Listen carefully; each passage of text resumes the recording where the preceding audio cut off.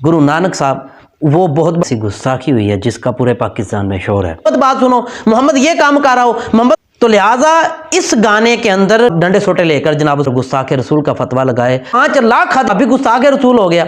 हर किसी की जेबों अरब पे फतवा लगा देंगे कि वो गुस्ताख रसूल है, देखें ये गुस्ताख रसूल।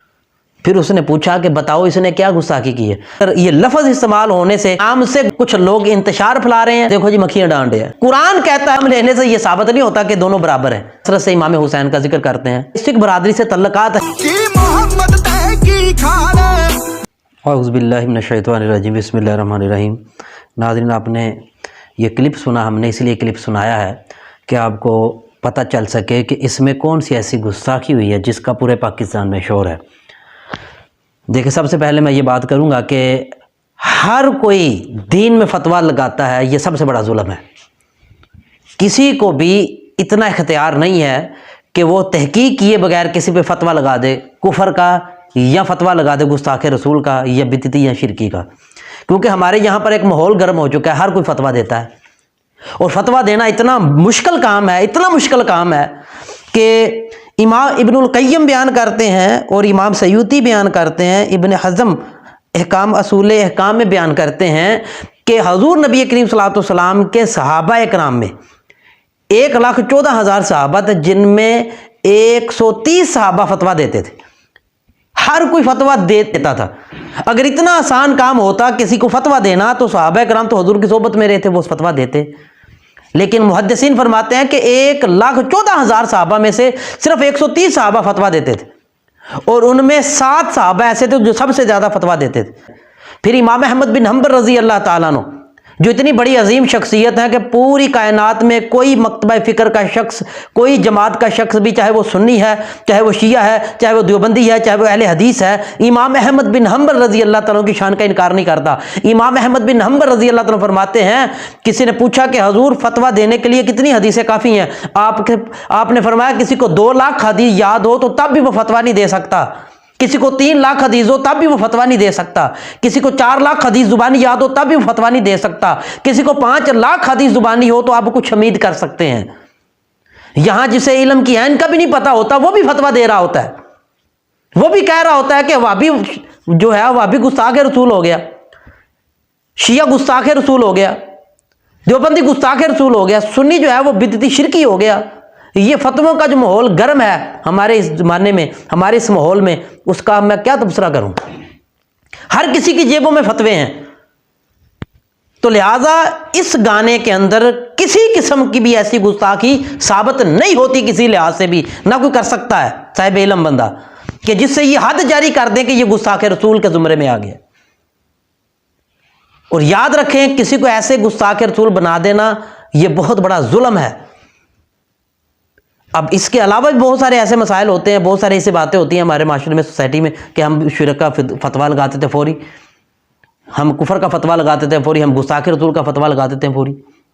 अगर आपने ये बात करनी है, अब मैं अपने मौजू की तरफ आता हूं, कि अगर आप ये कहें कि उसने नामे मोहम्मद लिया था तो गुस्ताख हो गया, तो इसके लिए मैं एक मिसाल सुना देता हूं, आपको समझ आ जाएगी। क्योंकि कुरान पाक में भी अल्लाह पाक ने कई मिसालों से बात समझाई है, हजूर ने भी कई बातों से मिसालों से बात समझाई है। तो एक कमरे के अंदर, ये मिसाल बड़ी तवज्जो से सुनिएगा, ये हमारे पाकिस्तान का हाल बता रहा हूं। एक कमरे के अंदर, बंद कमरे के अंदर 2 लोगों की बहस हो रही थी। एक सुन्नी था, एक हवाबी था। तो सुन्नी हवाबी की आपस में किसी मसले में इख्तलाफ था, बहस हो रही थी, बाहर से कोई शख्स गुजर रहा था, तो अहले हदीस ने यह बात कर दी कि मैं मोहम्मद को नहीं मानता।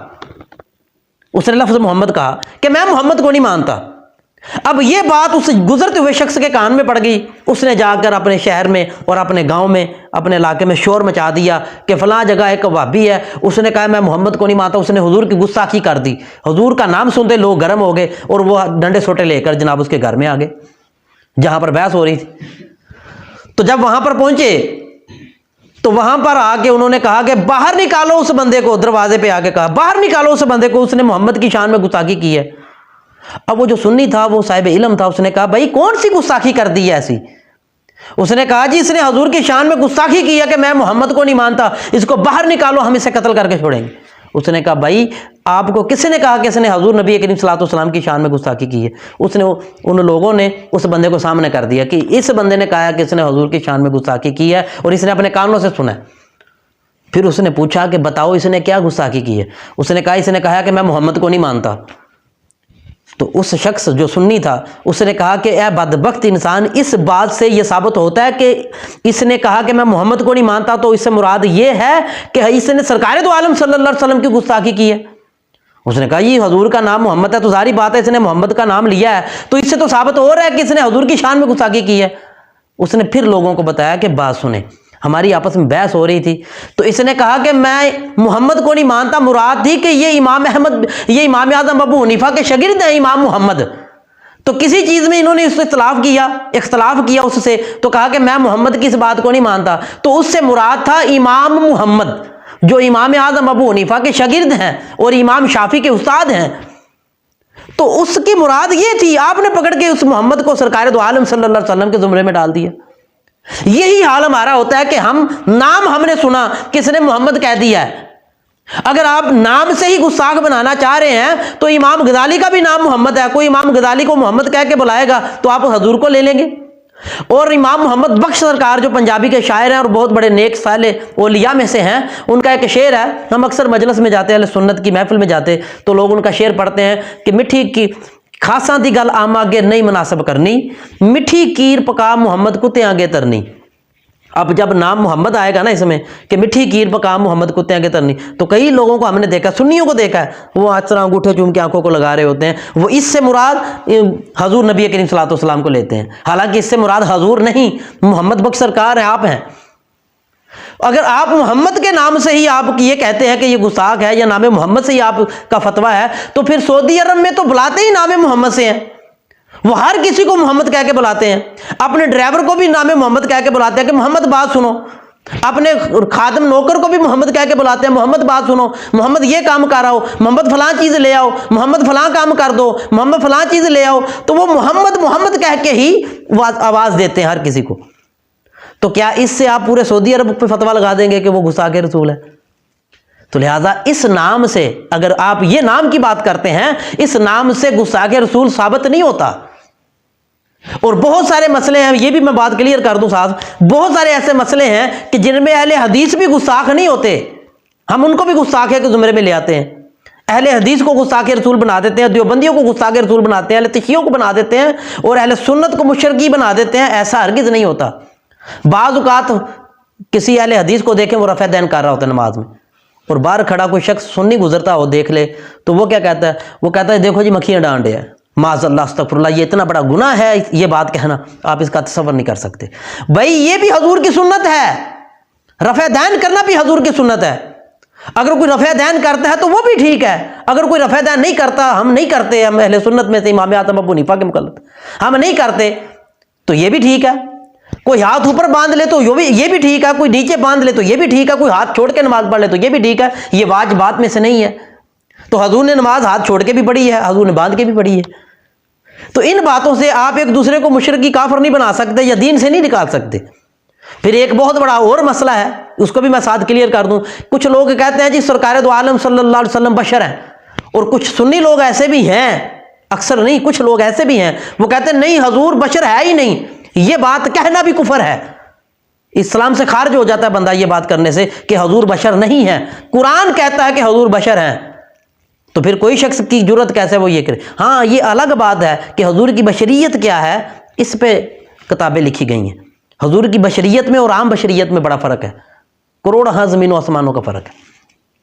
کوئی یہ شخص کہہ دے کہ یہ میں نے کتاب پڑھی ہے امام اعظم ابو حنیفہ کی، تو اس کو بھی کتاب ہی کہا جائے گا۔ قرآن پاک کی کتاب پڑھی ہو اس کو بھی کتاب ہی کہا جائے گا۔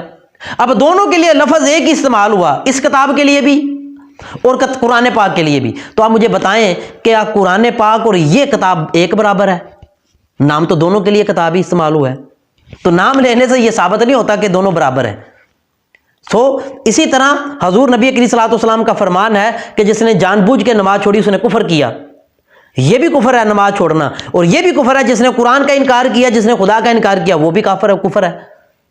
تو لہذا یہ کفر دونوں کیا برابر ہیں؟ ہرگز نہیں ہو سکتے۔ اس کفر کا اپنی حد ہے، اس کفر کی اپنی حد ہے۔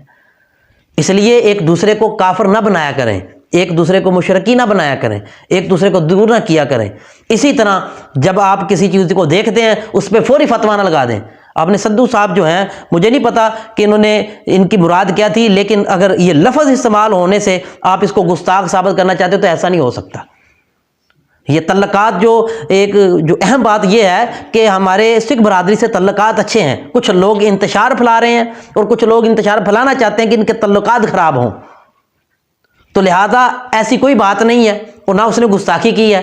اور ہم نے دیکھا کہ کبھی بھی جو سکھ برادری ہے انہوں نے کبھی گستاخی نہیں کی، بلکہ جو جن کو یہ مانتے ہیں گرو نانک صاحب، وہ بہت بڑے سرکار دو عالم صلی اللہ علیہ وسلم سے محبت کرنے والے تھے، ہم نے جو سنا ہے بزرگوں سے، اور وہ اہل بیت کا نام جپتے تھے۔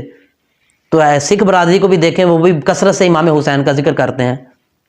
تو لہٰذا ایسی بات کرنے سے آپ ایک دوسرے کے اندر نفرت پیدا کرنے کی کوشش کی جا رہی ہے، ایسا نہیں ہونا چاہیے۔ ہمارے ان کے ساتھ تعلق اچھے تھے، انشاءاللہ اچھے تعلق رہیں گے۔ تو ایسی باتوں سے بچیں، انتشار سے بچیں، نفرتوں سے بچیں۔ اہل حدیث و وہابی کو آپ کافر یا آپ گستاخ رسول نہیں کر سکتے۔ اہل حدیث گستاخ نہیں ہے، اہل دیوبند گستاخ نہیں ہے، اہل تشیعوں کو گستاخ نہیں کہہ سکتے، اہل سنت کو بدعتی اور شرکی چھوٹے چھوٹے مسئلوں سے آپ نہیں کر سکتے۔ حضور نبی کریم صلی اللہ علیہ وسلم نے فرمایا آپس میں ایک دوسرے کو جوڑو، آپ توڑنے پہ زور لگا رہے ہیں۔ سرکار دو عالم صلی اللہ علیہ وسلم کا فرمان ہے کہ آپ ایک دوسرے سے محبت کریں، ہم نفرت کر رہے ہیں، جبکہ ہمارا قرآن بھی ایک ہے، ہماری نماز بھی ایک ہے، ہمارا نبی بھی ایک ہے، ہمارا اسلام بھی ایک ہے، تو پھر نفرت اتنی کیوں؟ ہمارا چینل جو حقیقت مستقیم ہے، ہم اس میں پوری کوشش کریں گے کہ حضور کی امت کو جوڑا جائے، اختلافات کو توڑا جائے اور محبت کے ساتھ لوگوں کو جوڑا جائے۔ اور اسی طرح سرکار دو عالم صلی اللہ علیہ وسلم کی بارگاہ میں دعا ہے، اللہ پاک سے دعا ہے، اللہ پاک ہمیں ایک دوسرے سے محبت کی توفیق عطا فرمائے۔ ایسے ہی ہر کسی کو اجازت نہیں دی جا سکتی دین میں کہ وہ اپنی طرف سے کسی پر کفر کا فتویٰ لگائے یا کسی پر گستاخ رسول کا فتویٰ لگائے۔ اللہ پاک ہمیں سمجھنے کی توفیق عطا فرمائے۔ وما علینا الا البلاغ۔